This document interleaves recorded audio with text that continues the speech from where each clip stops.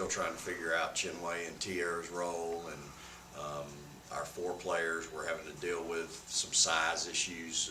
Their 4 player was a little bigger than them, or she was a little smaller than them, but quicker and more athletic. And so, you know, Brooke McCarty's a tremendous point guard, like Morgan, built in the same size, and so that they should have another great battle within the battles, and so it's just you know, for us, I probably came out of that game thinking, you know, offensively we got to get better, because we should have, you know, we had a chance to win the game. So that's our focus today, and practice is going to be on offense today. Obviously, last night the other piece I got to remember is we did hold them 49 points. That ain't bad, y'all. We're going to win a lot of games if we hold people under 50. Morgan, can you kind of talk about that challenge, seeing Texas again?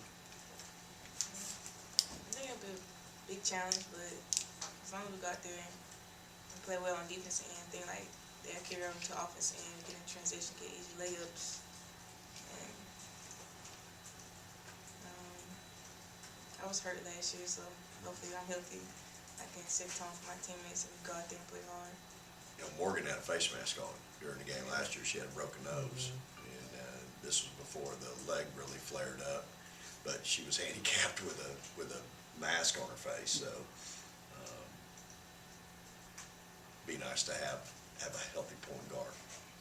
Vic, you talked about, you know, what you kind of learned last year going to Texas. What do you think, facing a top 10 competition team, what do you think you'll learn from the team this year around? Well, you know, I think it'll give us a real idea where we are right now for sure. Like I said, I think Texas is really talented and well coached, and so, you know, it'll give us a real honest, I think, evaluation. You know, I've told our team, a lot of people have a lot of, they think a lot of us. A lot of people do. Well, we've got to live it and try to live up to it, and that's my challenge with this team is we've got to try to live up to that. And you know, for us, we've always done the hunting. Now we're the hunted, and so and that's new to this group. So you know, for our kids, one thing's for sure, I think I'll have their attention the next 3 days. I think they'll be excited about playing Texas and all that entails. Blair, you've averaged a little over 13 minutes so far this year. Just talk about how the season started for you. This year's been going great. I'm finding out my role for this team and how I can help this team the best way that I can. And you know, minutes on the floor aren't everything for me, because I know that my minutes off the floor in practice are way more important for our starting 5. I'm in charge of the white team, which is the scouting team, and we prepare our starting 5 for whoever we play. So I feel like my role for this Texas game is going to be huge, and I need to get my white team ready to know exactly how Texas is going to run all of their stuff.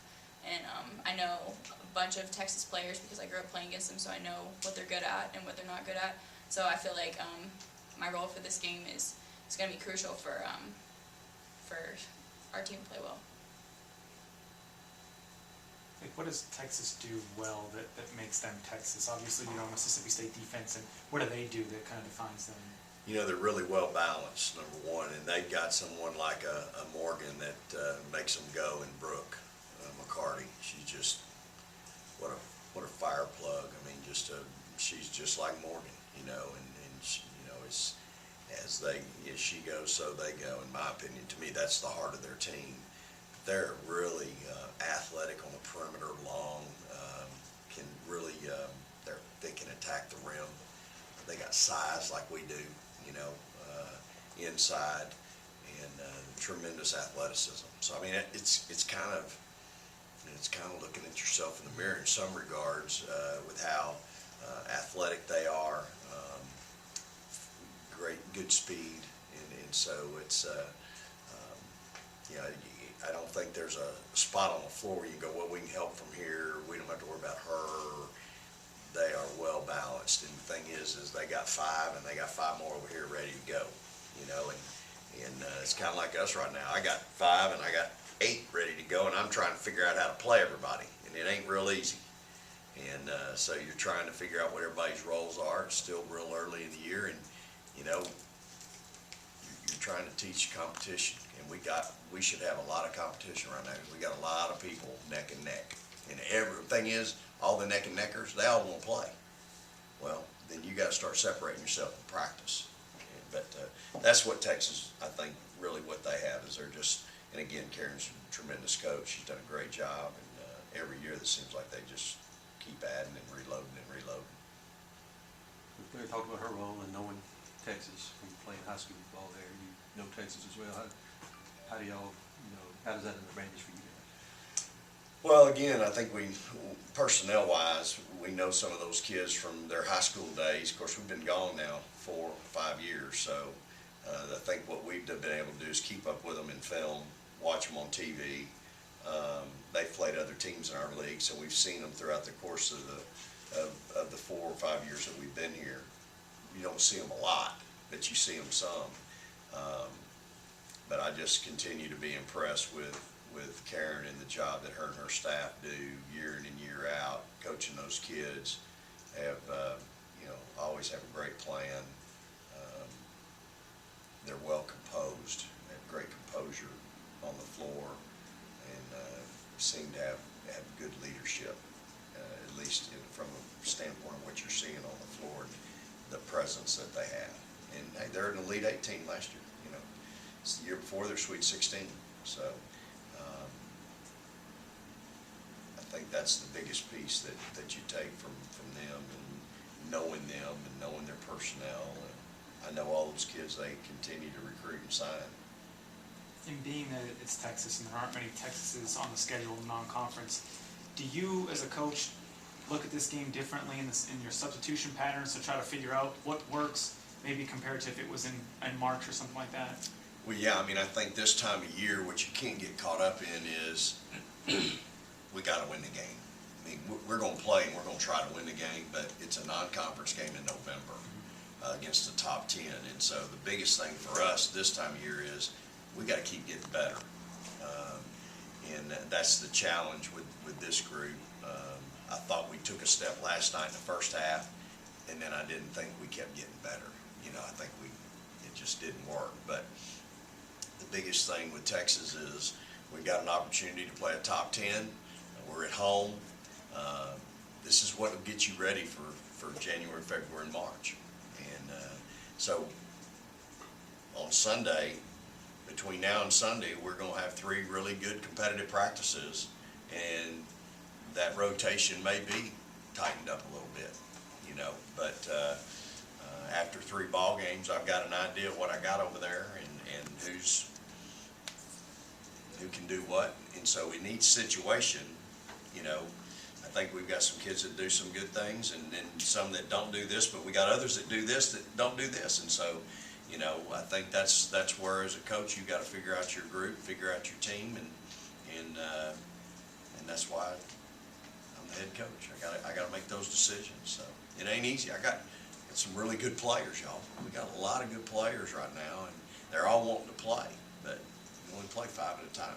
So by being competitive, I know we watched Blair in high school. We know she's competitive, so that's what she brings to the table. Well, yeah, I mean, she's just tough. She's going to step in front of a freight train, take a charge. Her help side defense is as good as anybody's on the team. Her and Dominique are probably our 2 best help side defenders. The fact that she can shoot it a little bit helps. On the other end, it's nice to have that piece as well from an offensive standpoint. I sit there and look at Dominique's stats last night. She's 1 for 4. I don't like that, but I think she had 5 or 6 assists. So she had her. 60. The steals piece is what we're used to, the 6 steal, but she had 5 assists or 6. So she's actually got her hands involved in 12 points, between the assists and the 1 for 4 that she went. So you got to get past the 1 for 4 and realize the other piece that she's providing for your team.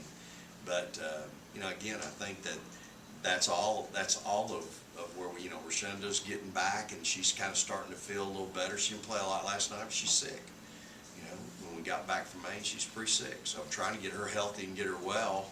But she added obviously a tremendous offensive piece that I don't think anybody saw coming. And you put her out there in 2 ball games, and she gets 21 of 14. and missed 2 shots in 2 days.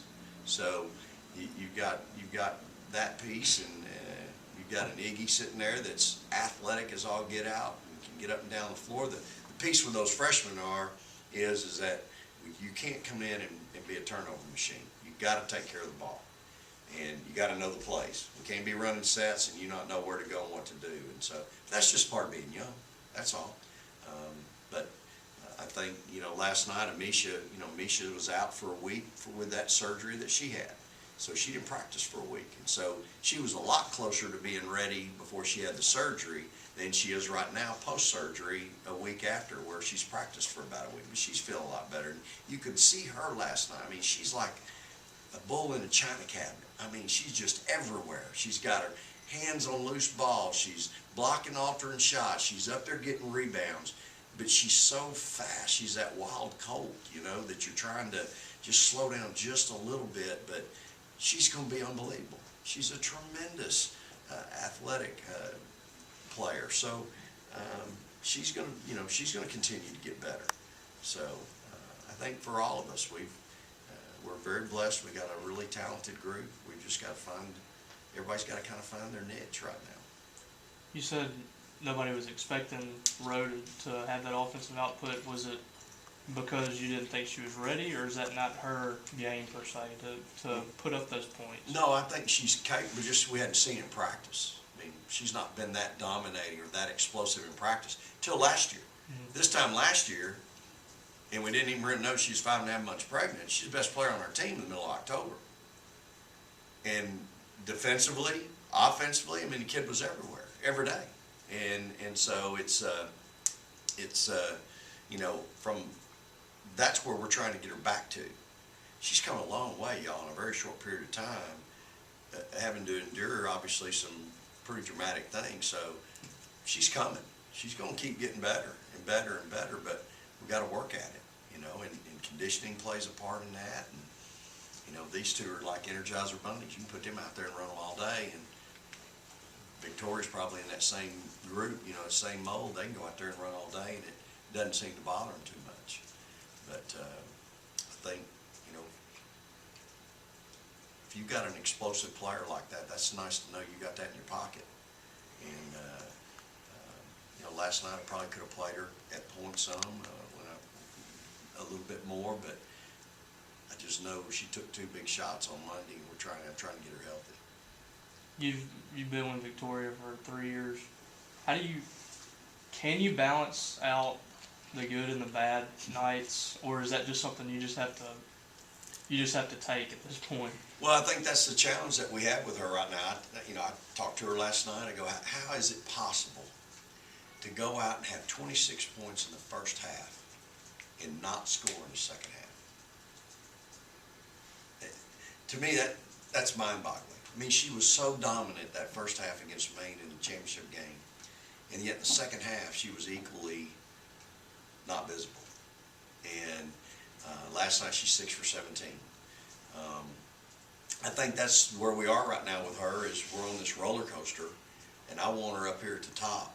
I want her to stay here, and that's my job. I got to try to get her here and keep her here, but this whole season so far, this is what it's been, And so we've got to get some consistency going with her. She's got to develop a little more consistency, and you know what? Part of that comes with getting in the gym and getting some shots up. And I fight with this entire team on that. There's not enough time in practice for us to spend enough time on just shooting. You're going to have to get in the gym on your own and shoot. And I think that's the consistency piece that they all are missing. So I thought last night she took some really good shots, had some really good looks, just didn't go in for it. The piece that concerns me is that we're going to be on the road a lot. We're going to get 2 days everywhere we go to shoot in that gym. The night before, 35, 45 minutes, just go in and shoot, and then an hour and a half shoot around. So we're going to have to learn to do better. I may have to alter how we do things to get more shots up, to get more comfortable in those settings, so that our kids can go in there and shoot it. We saw 40 minutes of zone last night, y'all. I don't think Texas will do it. There are going to be a lot of teams that are going to play us zone, and we're going to have to, we're going to have to shoot it better. We shot it better up in Maine. They both zoned us, and we shot it really, really well. But I said it after the first game. You can quote me on it every night. You live by the jumper, you can die by the jumper. And that's when you gotta have an inside game. We had 26 offensive boards last night, but only 27 points off of those boards. That's not good. It's half of what we should have. So we've gotta cash our offensive boards a little bit more.